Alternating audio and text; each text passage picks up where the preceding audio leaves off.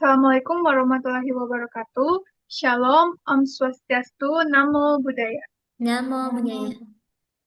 Perkenalkan kami dari kelompok 3 yang beranggotakan saya sendiri, Melody Putredit, ada Rizka Susanti Novia dan Liana Isnawati. Pada hari ini kami akan mempresentasikan program pengembangan sumber daya manusia pada posisi R&D Engineer di industri manufaktur. Selanjutnya akan dijelaskan oleh Saudari Friska. Oke, baik. Di sini saya akan menjelaskan tentang latar belakang pengembangan posisi R&D engineer. Jadi di sini tuh ada 5W plus 1K ya. Jadi apa itu R&D engineer? Jadi R&D engineer adalah posisi yang berfokus pada penelitian, pengembangan, dan inovasi produk maupun proses produksi dalam industri manufaktur. Terus yang kedua, mengapa pengembangan posisi R&D engineer penting dilakukan? Pengembangan posisi R&D engineer perlu dilakukan secara berkelanjutan, terutama saat perusahaan memasuki fase pertumbuhan, menghadapi perubahan tren pasar, maupun peningkatan standar regulasi. Karena peran R&D engineer menjadi sangat penting sebagai penggerak inovasi dalam pengembangan produk, perbaikan proses produksi, serta penerapan teknologi baru yang mendukung daya saing perusahaan. Seterusnya, siapa sajakah pihak-pihak yang terlibat dalam pengembangan posisi R&D engineer? Yang pertama itu ada manajemen perusahaan. Jadi manajemen perusahaan ini tuh sebagai pengambil keputusan strategis dan penyedia sumber daya. Terus selanjutnya ada Departemen R&D. Departemen R&D ini yang bertanggung jawab langsung atas pengembangan produk dan proses.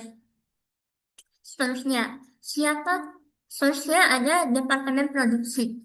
Departemen Produksi itu bekerja sama dengan R&D untuk mengimplementasikan hasil penelitian. Selanjutnya ada pelanggan dan pasar.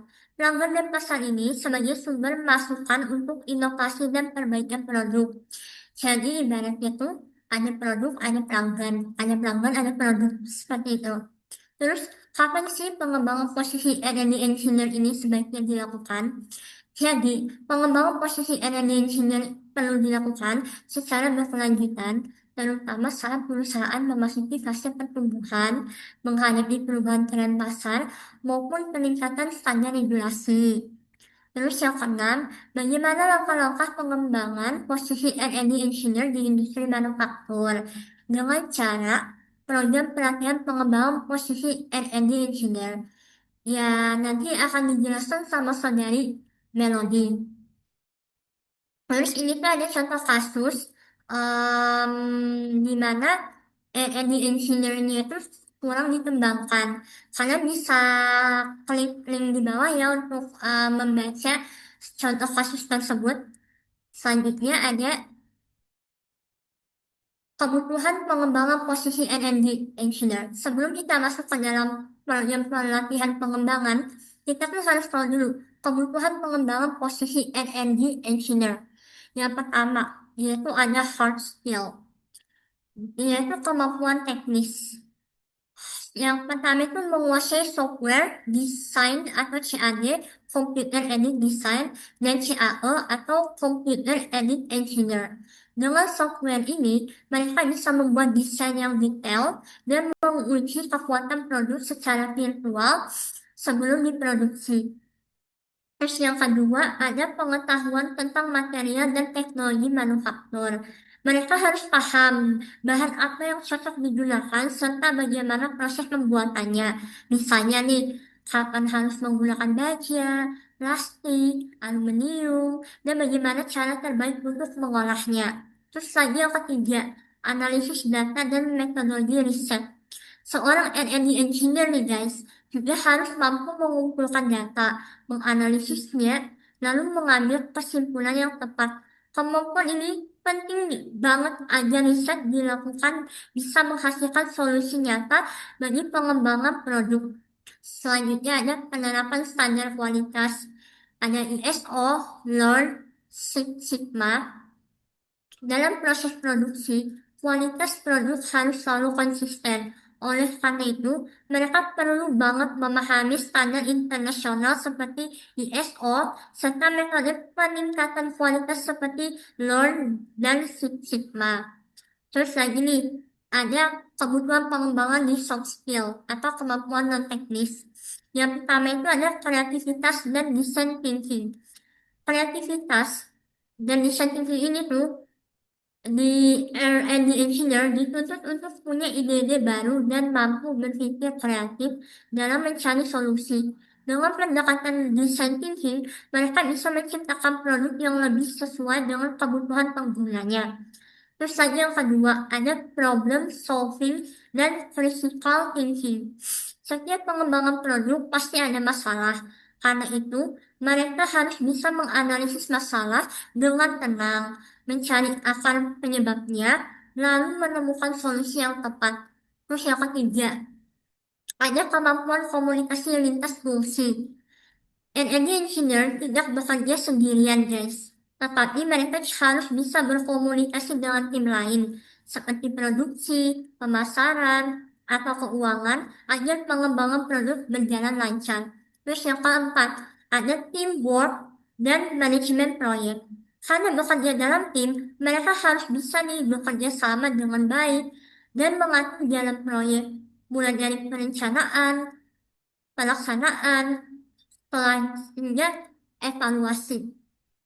Jadi itulah beberapa kebutuhan pengembangan posisi R&D engineer. Setelahnya akan dilanjutkan kepada Saudari Melody. Kepada Saudari Melody dipersilahkan.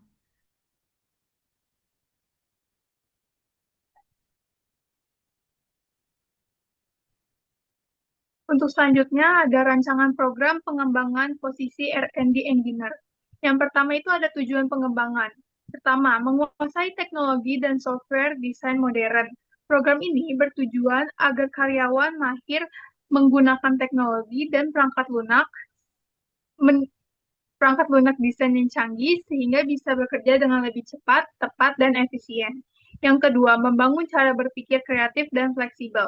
Peserta diharapkan memilih pola pikir yang kreatif, mampu mengatasi masalah dengan baik, dan mampu beradaptasi dengan perubahan pasar yang terus berkembang. Ketiga, meningkatkan kemampuan komunikasi dan kerjasama.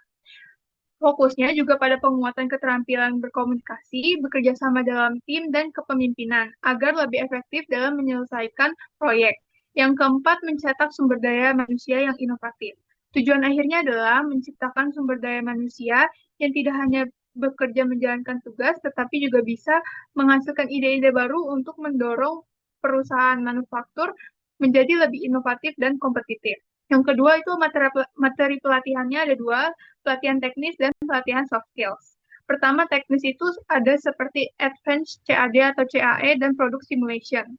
Ini melatih peserta dalam penggunaan software design untuk membuat dan menguji prototipe secara virtual. Yang kedua, Quality Management dan Standardization. Memahami ISO, Lean, dan Six Sigma untuk memastikan mutu produk dan proses berjalan dengan efisien. Yang ketiga ada market research dan data analysis for innovation. Mengajarkan cara membaca tren pasar, menganalisis data untuk mendukung inovasi produk. Yang kedua, pelatihan soft skills seperti design thinking dan creative problem solving. Ini membangun mindset inovatif dalam menyelesaikan masalah secara kreatif dan terstruktur. Yang kedua ada agile project management dan collaborative communication. Ini membiasakan kerja tim yang fleksibel dan komunikasi yang efektif dalam proyek pengembangan produk. Terus ada metode pelatihan. Yang pertama, workshop kelas. Workshop kelas ini lebih fokus ke teori dan simulasi, seperti peserta belajar dasar software CAD atau CAE, konsep inovasi, dan studi kasus dari beberapa industri nyata. Yang kedua itu ada on the job training. Ini lebih fokus ke praktik nyata di lapangan. Seperti peserta terjun langsung ke lini produksi atau dilibatkan dalam proyek nyata seperti uji prototipe, analisis kualitas, dan perbaikan proses. Yang ketiga ada coaching dan mentoring.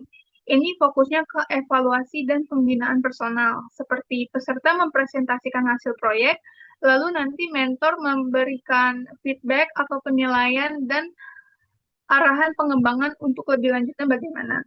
Next.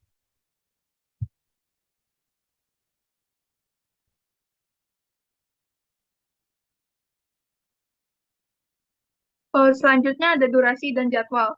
Durasinya ini 3 bulan atau kurang lebih 12 minggu. Biasanya di minggu pertama dan minggu kedua itu kegiatan workshop kelas, lalu di minggu ketiga sampai minggu ke-10 ada on the job training, dan minggu 11 sampai minggu ke-12 itu ada coaching dan mentoring. Untuk evaluasinya ini ada pretest, yang pertama pretest dan posttest, yang kedua evaluasi 360 derajat ini seperti penilaian dari mentor, rekan, atau atasan.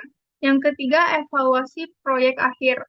Nah, terus ada umpan baliknya nih. Yang pertama, umpan baliknya itu kompetensi meningkat. Peserta mahir software desain dan komunikasi tim. Yang kedua, materi dan metode pelatihan efektif. Teori plus praktik plus mentoring itu sama dengan hasilnya bisa maksimal. Yang ketiga, hasil nyata bagi perusahaan. Inovasi lebih cepat, produksi lebih baik, proses lebih efisien. Yang keempat, relevansi dan pengembangan berkelanjutan. Next.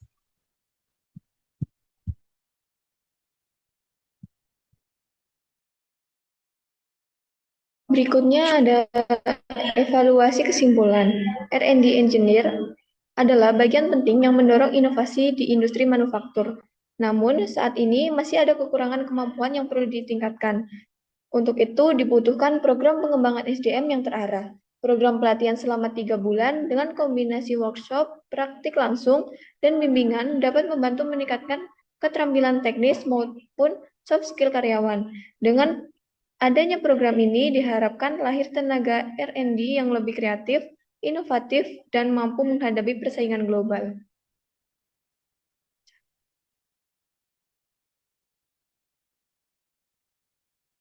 Yang berikutnya adalah rekomendasi yang berisi potensi kendala dan strategi solusi. Dalam penerapan program pelatihan, tentu ada beberapa kendala yang bisa muncul. Yang pertama, biaya pelatihan yang cukup tinggi. Untuk mengatasinya, strategi bisa dilakukan adalah mengombinasikan train internal dan eksternal, jadi biayanya bisa lebih efisien. Yang kedua, adanya resistensi dari karyawan senior. Biasanya mereka agak sulit menerima perubahan. Solusinya, perlu dilakukan pendekatan change management dengan contoh nyata, sehingga mereka bisa lebih mudah memahami manfaatnya. Dan yang ketiga adalah keterbatasan waktu. Kita tahu karyawan punya jadwal kerja yang padat. Karena itu, strategi yang bisa diterapkan adalah menggunakan blended learning, yaitu kombinasi antara pembelajaran offline dan online. Dengan begitu, lebih fleksibel dan tetap efektif.